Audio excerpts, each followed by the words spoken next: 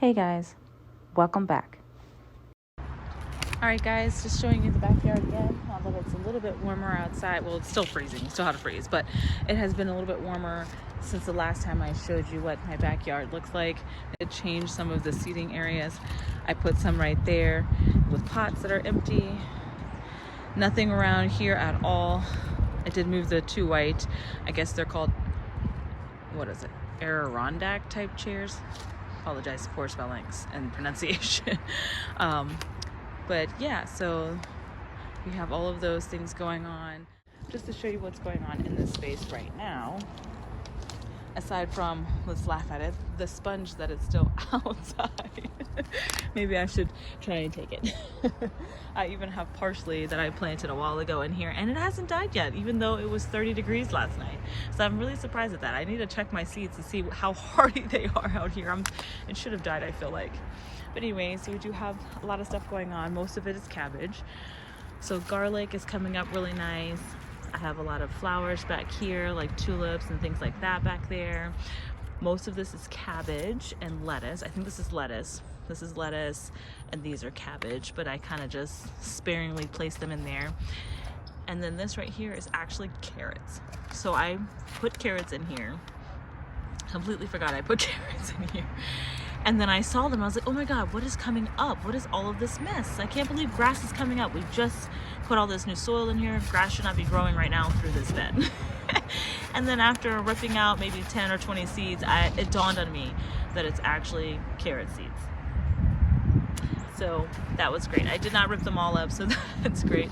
But it looks like they're starting to form, maybe starting to form heads, but it also looks like something is having a good old time eating them, which is most likely the bunnies, because we have lots of bunnies out in this area. Again, some more of the lettuce and cabbage, and then there may be some Swiss choy in there, or Swiss chard, or whatever you want to call it. Not bok choy, I think it's Swiss chard. And maybe some more garlic sprigs at the end. And then my strawberry patch, which apparently, because of the warm weather, has been trying to bloom. Look at that. Let's see if I can get it to focus. There we go. Look at that. And I'm like, what? I really hope we get strawberries this year. We only got a couple last year. It was the first year it was in the ground, so I don't know if it was a second year or a first year strawberry plant, but we'll see. More Swiss chard. And we also have kale that's over here. It's coming up. So hopefully we'll get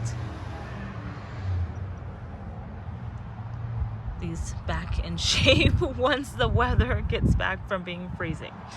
But I do have these. These are what I'm going to put out today. And I don't know, I think it said that I can put them out now. According to my chart in the bag, it said February to April. February to April. So I live in the Virginia area, so it says that we can do it now. So I'm gonna try and do it now. I'm gonna set this up, and I'm planning on placing them right back here, right along the edge. I don't know if that's a bad mistake considering how close they are with the flowers, but I'm gonna do it anyway. And I'm gonna get a trellis for the back area back behind. I don't know if I'm gonna put it in there or on the outside. Let me know which one you think it would be better. But I'm going to get a trellis. I think they're only like 16 bucks. And I'm gonna put it along here in the back side, or if I should just press them in the back along down here, and then I could try grow. Oh look, there's like a bulb or something that I missed. I'm gonna try and see if I can get that so it can get more sun than it's probably getting. Anyway, so I don't know if I should put it in the bed or put it on the ground, because if it's in native soil and attached to here, I might be able to plant something in the back side of here, but it stays pretty shady. So if there's something that, doesn't mind some shade. Oh look, I think that might be some lettuce from last year growing up around the side too. Anyway, I'm just gonna go ahead and set this up and we'll see how it goes. So the first one I have right here is the sugar snap pea. This is a basic variety that I've gotten at most everywhere. I think Dollar General has had them. If not Dollar General, Dollar Tree has had them. Lowe's, Home Depot, they all have kind of this Fairy Moore's variety that I've seen like everywhere. So I'm gonna try and plant these. I actually don't like peas, but I'm growing them because my mom really loves peas. And I don't know if she's ever had, you know, of course you can get like the pods and the peas or whatever at the store, but I don't think she's had one fresh grown off of the vine. And then this next one is melting sugar snow pea. Both of them are supposedly, the pods are edible for both according to the instructions on the back. And they both are about the same in days to germination, about 70 to 72 days. I just have to plant them about 1 to 1.5 inches. It looks like and I notice that size is always a big thing. The larger the seed, the deeper they typically have to be buried. So this one for the sugar snap is about 1 inch, and this one's about 1.5 inches for the melting sugar snow peas. And it takes about 8 to 12 or 14 days for germination. So I'm gonna plant them in here. I don't know if I'm going to actually water them in, and that's just because we get so much rain here. I think it's supposed to rain in a couple days. It rains a lot here, and I mean a lot. It's not like anywhere where it gets like flooding all the time, but on a regular basis it rains so much. And my soil yesterday, I'm sure once I start digging in, it's going to be pretty moist just because it rained for 24 hours yesterday. So I'm not even gonna, I want to conserve as much as I can. I think I might just put all the melting sugar in this bed, and then like instead of separating them out like in the same bed, I'm just gonna do one side is one brand or variety, and then the other side too for the other peas.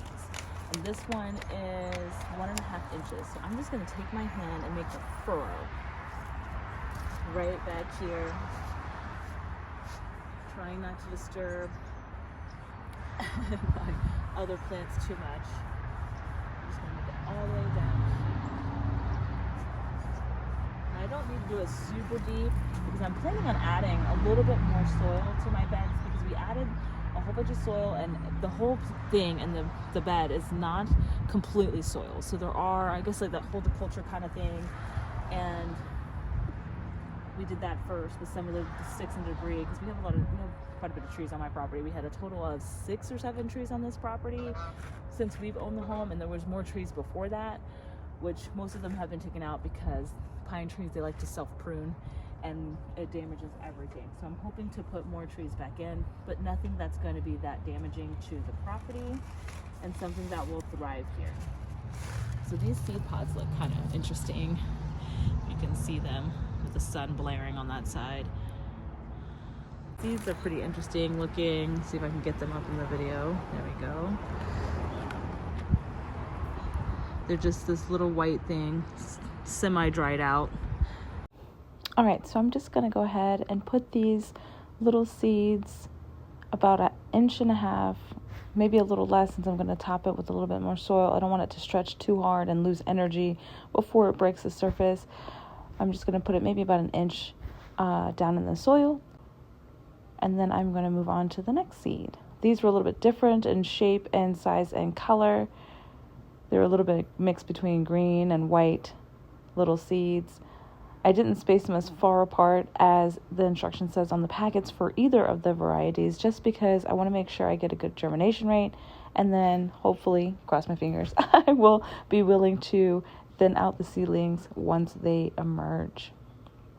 I'm going to clean everything up, and then I'm going to cover it all with soil again, so they're all tidy and tucked into their little homes until they grow and we can hopefully get something from them, especially for my mom, since she's the one who's going to benefit from this the most. So we're going to cover them up, and then I'm going to get everything together so I can head back in the house and take my sponge that has been outside for the last 3 weeks.